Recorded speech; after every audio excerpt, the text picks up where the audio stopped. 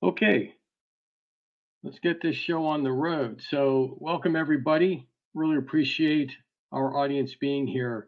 My name is Jeff Krukin. I am VP of Business Growth for Orbital Transports Incorporated. And with me is David Hurst, our CEO, and I'll turn it over to him in just a minute to further introduce himself. Want to point out that this is the second in a series of three webinars being hosted by us here at Orbital Transports Incorporated. Our previous one, we focused on minimizing the costs of having a managed supply chain for your satellite missions. Today, we'll be talking about how to identify and mitigate risks for those satellite missions, again, by using a managed supply chain. And on December 7th, the third and final, will be focused on how to shorten those mission timelines, again, through the advantages of a managed supply chain. So, Dave, let me turn it over to you. Welcome to the podcast. Hi, thanks, Jeff. Hello, everybody. I'm David Hurst, CEO of Orbital Transports, and we are a space logistics company currently focused on delivering small satellite missions from initial concept to completed mission. And today we'll be discussing how you can mitigate risk in your satellite supply chain. So I hope everybody finds this an interesting topic. So thank you, Dave. And I did forget to point out that there is a little chat room icon in the upper right-hand corner. So if you do have questions, we will be fielding them that way. So with that, I'm going to go ahead and get started. I've got a series of questions that I want to ask Dave. And the first one, I would like to start out with just, getting your perspective on, the foundation of Orbital Transport's managed supply chain service is its Smallsat Catalog. So tell us a little bit about that, particularly why you felt there was a need for Orbital Transports to establish its Smallsat Catalog. Sure. So if you think back to the last decade, in those days, the small satellite industry was quite small, and there were a small number of vendors, and you knew who they were, whether it was Pumpkin Space Systems or GOM Space or some of the others. There weren't that many vendors, and generally people focused on building their own spacecraft. But in the intervening years since then, the small satellite industry has really grown dramatically. And there are more and more new companies that are selling products for small satellites that do just a wide variety of different things, whether we're talking about spacecraft buses, subsystem and components, or payload elements, or just you name it, there's probably three companies doing it. Our job is to track all of the companies in the space and figure out what they're doing. And I'm even surprised. It seems like every day I'm learning about a new company. So the Smallsat Catalog was developed as a way to provide a curated digital portal of products and services for the smallsat industry. And it provides you with a one place to go where you can find really the latest and greatest and most innovative products in the industry. So that was why we created it, and we continue to find new companies and add innovative products to the catalog. So, all right, sounds like certainly there was a clear need, and I think anyone that is a part of this industry, a part of this small sat community, certainly has seen what you were just describing, Dave, where there's just been an explosion in the number of companies that are not only manufacturing buses, but all the components and subsystems that go into those buses. And so that certainly does exacerbate the challenge of managing a supply chain. I think I guess a good next question would be to dive into, the whole idea behind vertically integrated supply chains, right? That was one way to handle this explosive growth in the number of providers, the number of vendors, is to just vertically integrate. But there's, of course, problems and risks associated with that. And I think it'd be helpful to hear your thoughts on that. Well, there's been a movement toward vertical integration in the space industry where companies feel that they need to control all aspects of the hardware and other elements that go into their space missions. You can see this most notably with SpaceX, where they basically do everything in-house, which is great for them. SpaceX is a large company, they're well capitalized, and they can invest in the infrastructure in order to do that. But in today's market for small satellites, where most of the companies are small and medium-sized companies, and they just do not have the capital to invest in building their own vertically integrated supply chain. That requires a lot of investment in tooling, in building manufacturing assembly lines, and all of that gets, in some sense, petrified, meaning or frozen, in the sense that you may have come up with a particular solution that you think you're going to build, but this industry is changing rapidly, and startups and small companies and even medium-sized companies need to be agile. So if you have a huge sunk cost in your manufacturing supply chain, it's difficult to make changes and be agile as the market is changing and to change with it. So this is one of the significant risks with the vertically integrated supply chain. Sure, you own it and you control it, but it becomes a behemoth that is difficult to change very rapidly. So that's certainly one good point about not everybody can be a SpaceX, right? We work with a lot of startups that are not as well capitalized, not as resource intensive as SpaceX certainly is, and it took them a good number of years to get to that point. So as you said, a vertically integrated solution, doesn't necessarily work for a lot of the companies that we interact with. So, well, and you also have to think about what are the different companies doing? What is their goal? So as the small sat industry has expanded, companies are specializing. And so you have companies who are distributing Earth observation data. They don't operate their own satellites. You have satellite operators who are operating constellations of Earth observation instruments and selling data to those distributors, but they aren't necessarily building their own spacecraft. And even if they're building their own buses, they are probably not building the propulsion systems or the communication systems, or even the high-powered edge compute data analysis systems that we're now starting to see deployed. And as the technology advances, you want to be able to keep up with that technology. This has been one of the things about the small satellite world, which is that technology advances, you put up a satellite with an expected lifetime of, say, 3 to 5 years. And during that 3 to 5 year period, you're planning the next iteration of technology. And so you want to keep up with whatever those developments are. And so building your own supply chain makes it just very difficult in order to do that.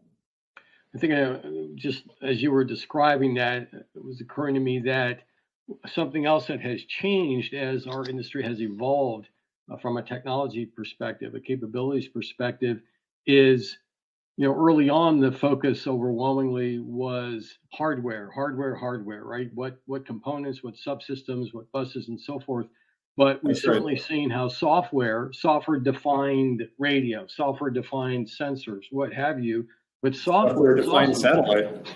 Yeah, right. So software is also becoming another asset that needs to be sourced as part of your supply chain, and that wasn't always the case. So that complicates it even more. So with that picture in mind, the risks that you were describing of a vertically integrated supply chain, what is the value, as you see it? What is the value of having a managed supply chain. What exactly do you mean by that? Well, we talk about managed supply chain services.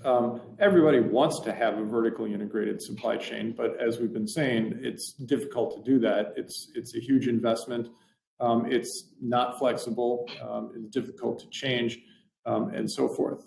So with a managed supply chain service, you basically outsource your supply chain needs to a supply chain specialist, somebody who understands the market, who is tracking all of the different companies that are producing products for the industry, who can identify the products that are appropriate for your mission requirements, work with the vendors on your behalf, provides you with a single point of procurement, and they then are responsible for tracking the orders that you place with the suppliers through them.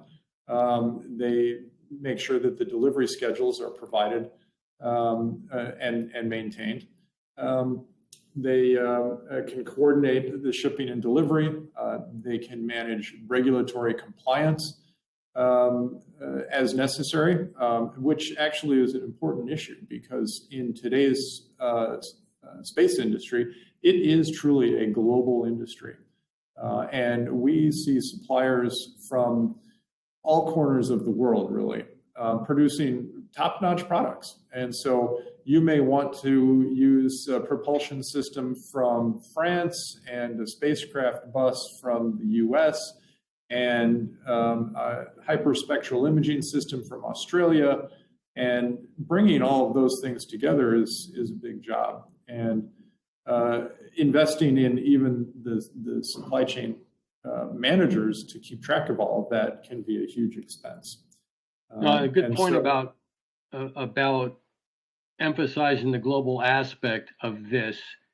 We've become accustomed to thinking about the United States or European countries or some Asian companies as, where new space companies are located and where we can buy, components and subsystems and buses.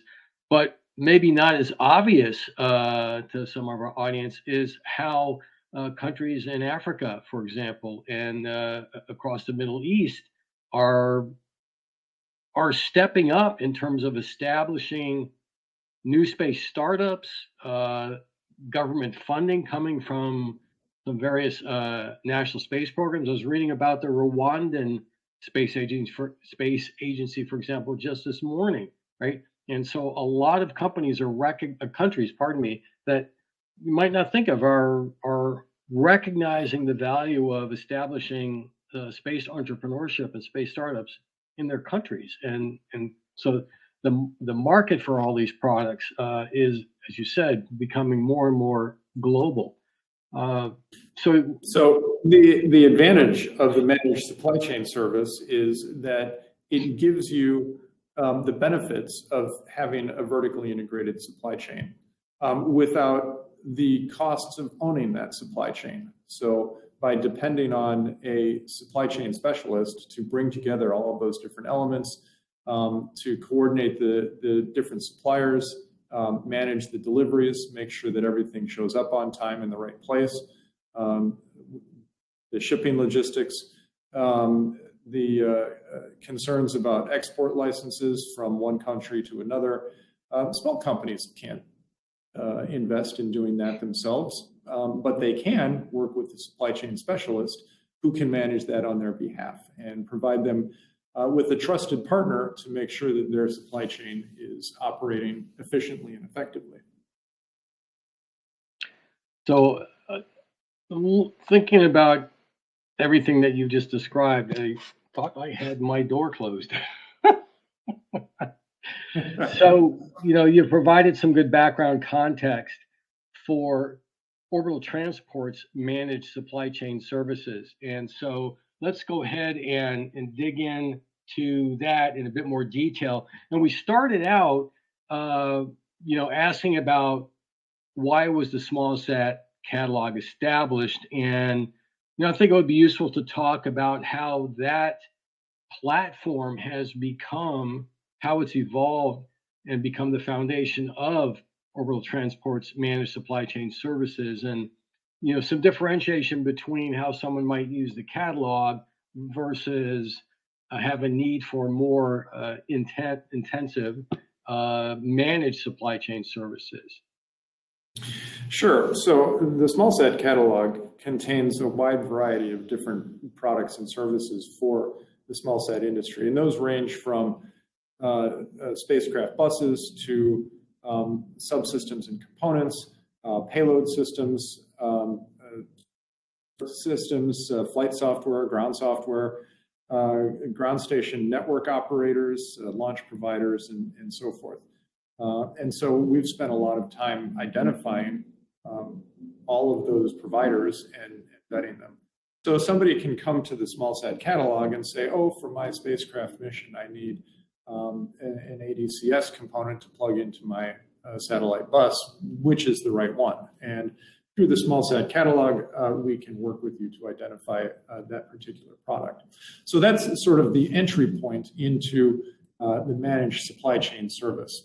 And it provides you with a way to connect with suppliers. It provides you with rapid procurement, a way to manage your custom requirements, and a way to identify what the fulfillment costs are and so forth. But there are additional risks that you may want to address. And we have, in addition to all of those products, we have service providers, or I should say engineering service providers, who can do a variety of different analyses on your behalf. Space radiation, for example, is a huge risk for spacecraft. And we have experts who can analyze the risks to your spacecraft and develop mitigations for your particular mission. And similar experts are available through the Smallsat catalog for a variety of other types of analysis. And this helps you reduce risk because you don't actually have to hire an expensive engineer to focus specifically on those particular issues. You can basically take advantage of their services through the Smallsat catalog. So the Smallsat catalog provides an entry point, a portal to those products and services. But beyond that, if you're interested in managing your supply chain, then the managed supply chain services provides you with additional value add, including beyond the single point of procurement. You can work with our supply chain specialists to find the specific solutions that meet your needs and requirements. We'll identify the appropriate products, monitor the production and delivery schedules for those products, coordinate all the shipping and delivery, and make sure that regulatory compliances are adhered to, export licenses are applied for. And because we have a view across the entire ecosystem, we know who are all of the providers, or at least we have a good idea of who a majority of them are. We can manage metrics to measure supplier performance. So we can tell you, well, this supplier has a X% track record of on-time delivery. Another supplier has products which we believe are technically very good, but they don't have flight heritage yet, so there's risk there. You might want to just to be aware of that risk and either choose a different supplier who does have flight heritage, or maybe buy more insurance because you want to buy down that risk. And we can manage all of those things for you.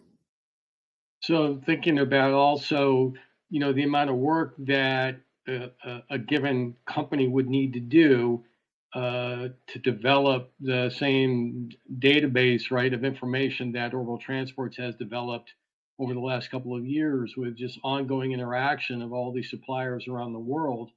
And we do have a huge number of suppliers, of course, in the catalog. There are some, we have partners as well that are not in the catalog for a variety of reasons that may not fit their business model, for example, but they're still partners that we work with. Talk a little bit about Orbital Transports, you touched on this, but I guess I want to be a little more definitive about it, right? Orbital Transport's role in this versus the different partners that we work with. I've often heard you use the phrase, think of Orbital Transports like as a general contractor or prime contractor, if you will. I think it would be useful to, embellish that a little bit and how that fits into this particular supply chain service. Sure. When we provide mission services for our customers, we work with the customers to understand what their mission needs and requirements are. We conduct the systems engineering, the mission planning, and then we'll coordinate supply chain partners and connect technologies together to deliver the mission. So that is a supply chain management service. And we can act as essentially a general contractor or a system integrator. You work with Orbital Transports, and then in turn we subcontract to various partners to provide the spacecraft bus and the different components and ground station networks and launch opportunities and so forth. So we can bring all of those different products and services together, integrate them, and deliver the mission for you. You provide. Yeah, go ahead. I was just going to say, I think it's an important distinction. Orbital Transports is not a manufacturer of hardware components and buses. We organize that supply chain dance, if you will, and all the logistics behind it. And so, this is a great way for companies to take advantage of all the research that Orbital Transports has done and does on a daily basis, as we continue to build our database of suppliers around the world.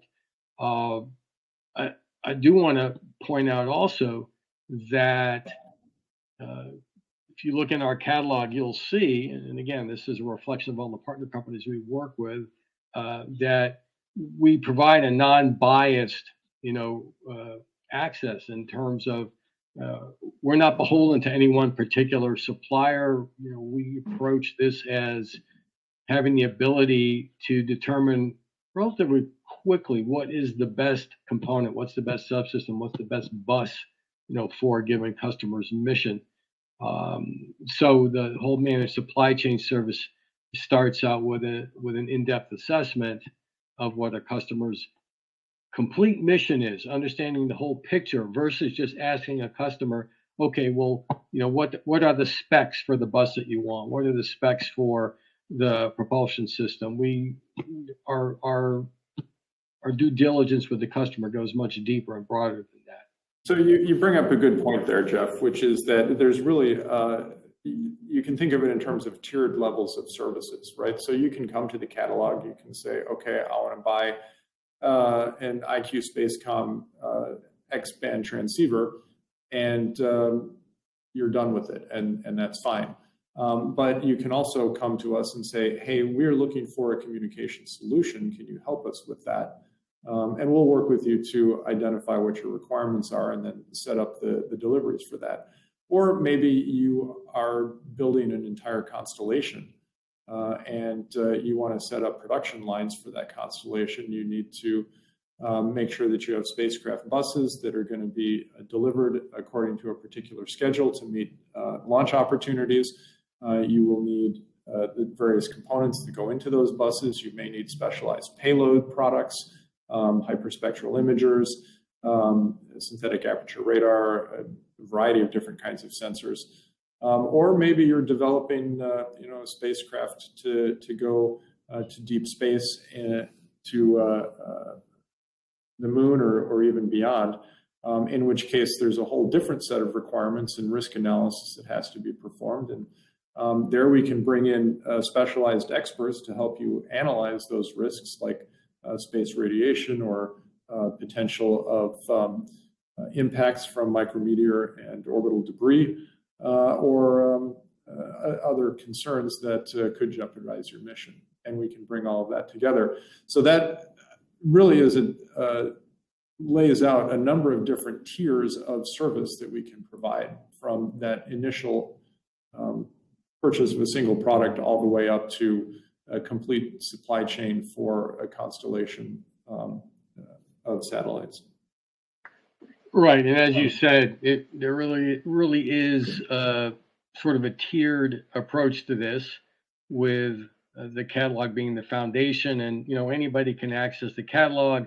It's at, by the way, catalog.orbitaltransports.com, and submit inquiries to us through the catalog for specifications or pricing on products, and in some cases that is sufficient for our customers. And then if we have some questions, of course, we respond back to you. And there's no service to use the catalog, right? So anybody is welcome to browse the catalog and communicate with Orbital Transports by making a query through the catalog. And so that's the first tier of service, if you will. And there's, as I said, no charge for that. And then as you move up into the higher tiers of the different supply chain services, that of course is a billable service. Right, and those services can be structured in a couple of different ways. We can do it on a per project basis. We can operate on a retainer basis, or different options in between. And this will really help you reduce the risk in your overall supply chain, because manufacturers do go out of business and you need to find a replacement, or there may be other delays in the supply chain. Maybe you remember last year or the year before when there was integrated circuits were in short supply because of the pandemic, and we were having supply chain issues really across the entire economy, but it also hit the small satellite industry. And so being able to accommodate those kinds of risks, plan for them, and have alternatives in case a particular supplier is unable to deliver. We can rapidly switch you to a different supplier who will meet your requirements. And so those are ways of reducing your risk in the supply chain through managed supply chain services. Right, and all good points to make. It's interesting just thinking about the different types of risks that you've discussed, how to mitigate them through a managed service. And we've certainly, in the comment you were just making about there's what happens if a vendor you were using to purchase software-defined radios from, for example, goes out of business, right? And then you have to start the whole research process all over again as you look out there in the market, or you come to someone like Orbital Transports who's already done all that work. And we're certainly seeing a lot of financial pressure on startups in the space industry, others as well, but of course our concern is in the space industry. That includes manufacturers within the small sat community. And I was just reading some articles earlier this week that there's some expectation that 2024 is going to be an even more grueling year for startups in terms of financial pressure, trying to find investors and so forth. So I'm glad you mentioned that. I mean, that is always a risk, right? In an industry where a lot of the vendors, a lot of the providers are startups, young companies, and regardless of the superb technology and products that they have, that doesn't mean that they don't face financial risks, being that they're startups. So we've got just a couple minutes left. David, any closing remarks? And then I'll go ahead and at the end finish up, and I'll provide my email address if anyone wants to get in touch. We'll also be sending out a link to the recording of this as well. But David, any closing thoughts? Well, one thought comes to mind. You were just talking about investors in space startups. And there's been pressure in the past for startups to, manage their own supply chain. The investors want to see that, you're manufacturing your parts for your product and so forth. But from our perspective, that actually represents a higher risk because it's a larger investment that the investors have to make into the company. And so I would tell new startups who are raising money that they should tell their investors that a managed supply chain service actually is in their best interest, in the investor's best interest, because it will be less expensive. It will reduce the overall risk because you don't have a sunk cost into a manufacturing assembly line or other manufacturing capabilities. And you can roll with the market as things change.